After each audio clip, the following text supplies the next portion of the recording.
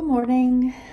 As the next incubator is the space is open, I call it the co-working space for cultural creatives. It's an incubator. I wanted to do a little bit of a riff to talk about some things that are on my mind that are connected with this incubator.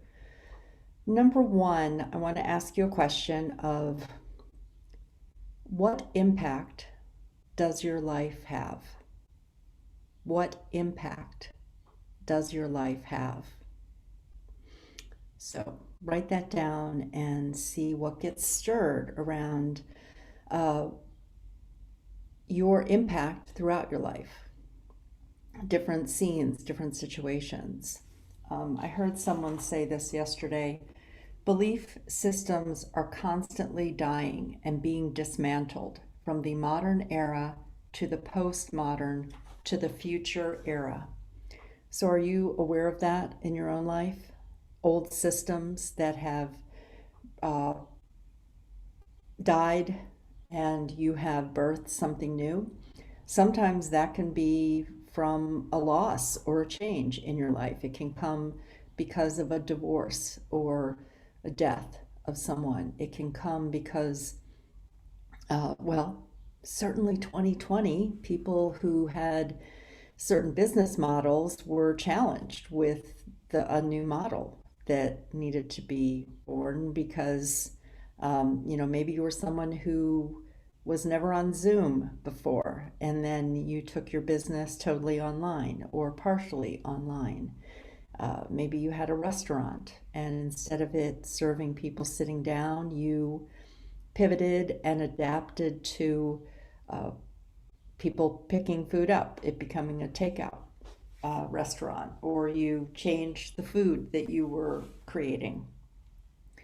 This is a part of life. I'm 64 years old. I have seen many changes during my lifetime. And I would say for anyone who's listening to this, you're old enough to have seen change in your own life. Okay, once again, 2020, everyone saw change, major change in their lives.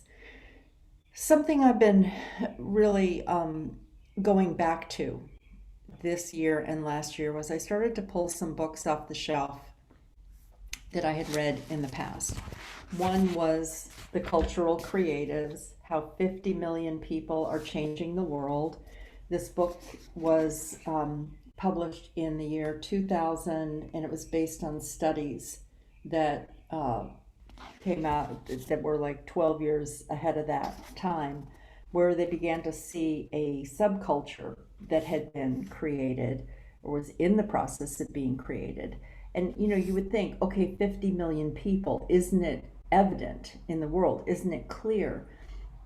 Even with that amount of people, there were pockets of people who were these cultural creatives who were beginning to dismantle old systems and try something new. So this is the book. Um, and here's something to think about as an example from that book. When did you start using environmentally safe cleaning products? What year did you start? Or maybe you haven't started using environmentally safe cleaning products.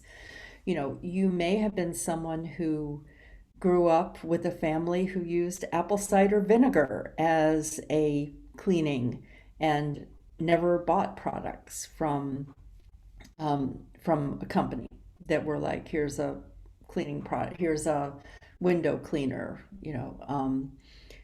that you were using natural things before that. But I know I started using Shackley's Basic H in 1995 because I had an autoimmune condition.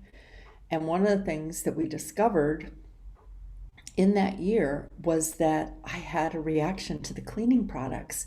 And it was kind of wild because I'd always had reactions to cleaning products. Anytime I cleaned as a kid, I would get red splotchy stuff on my face and my hands.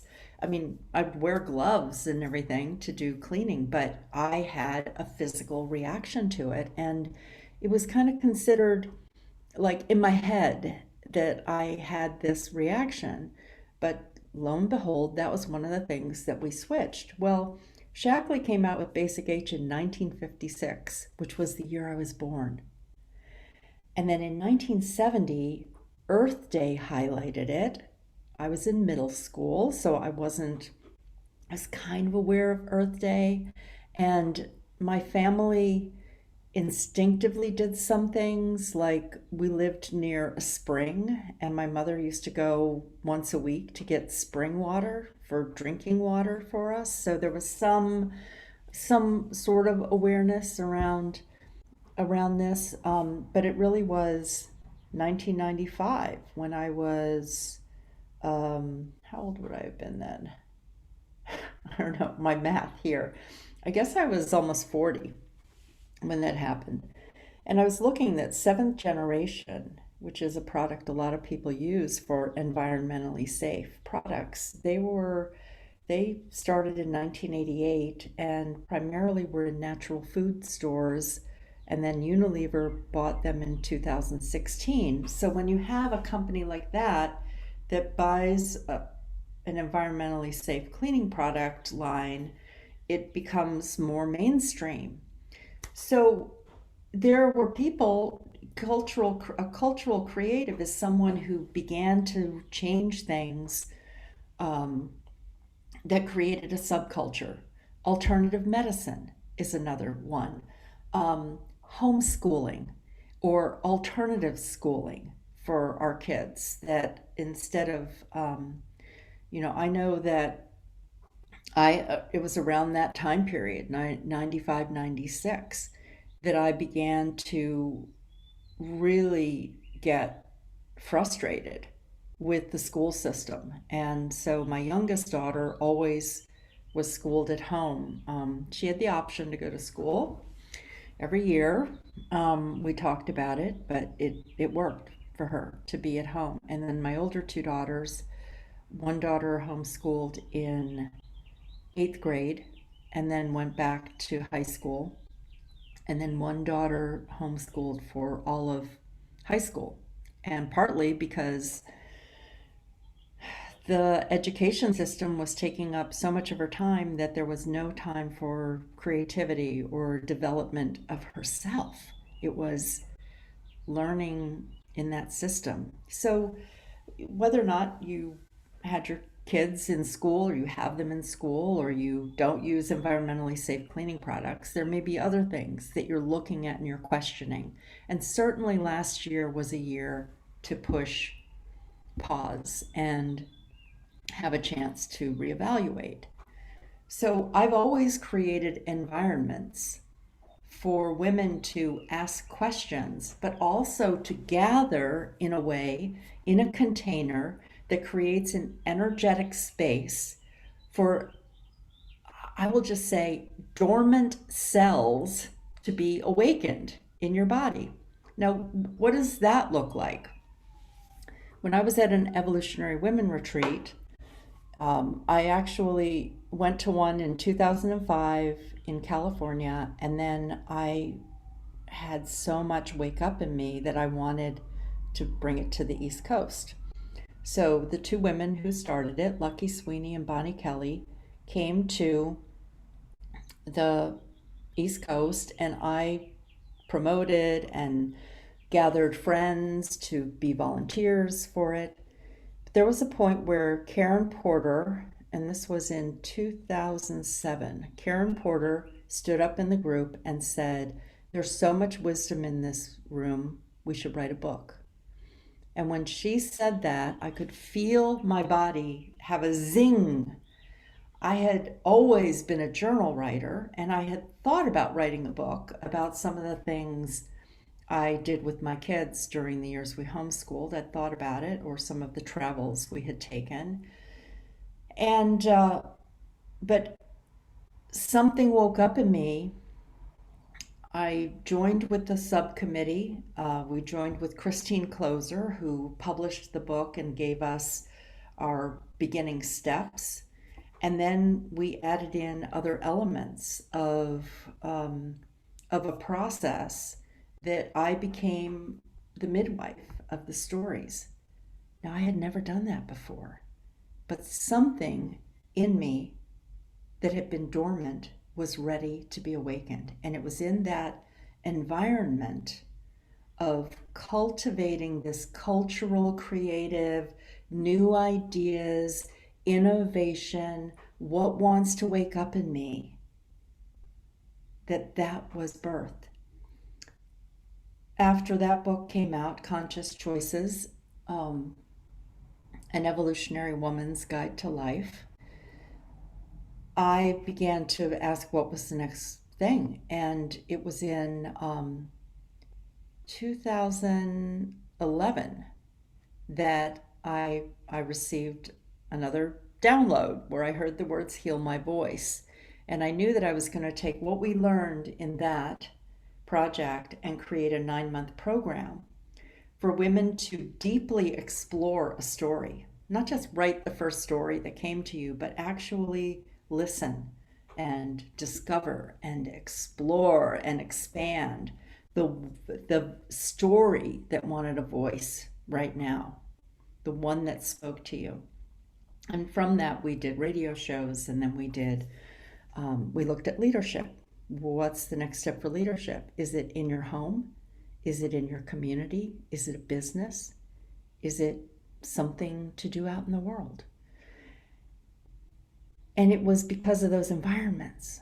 So the co-working space for cultural creatives, an incubator, is to use creativity to explore your voice, which could be writing in a journal. It could be writing a book. It could be creating a piece of art. It could be exploring songwriting, creativity, co-working space, where women are all living their lives, but they come into this space where they start to explore things. And so there's private coaching. Once a month, I have private coaching with each person in the group to, sometimes we talk about a book that you read or a film that you saw or a news article that you read that's stirring something inside of you. Sometimes we edit part of the book. Sometimes we look at how something in your family is changing. Maybe it's that you realize that you and your sister are getting farther and farther apart, and that's okay. You're living different worlds. You are a cultural creative who is here to bring forth a new subculture in the world. Things are changing. Yeah, a lot of family structure is changing. It's like someone who may be estranged from a parent, and in their mind they think, well, I have to have this relationship because now I have a child. It's like, why? How does it serve your child? How does it serve you?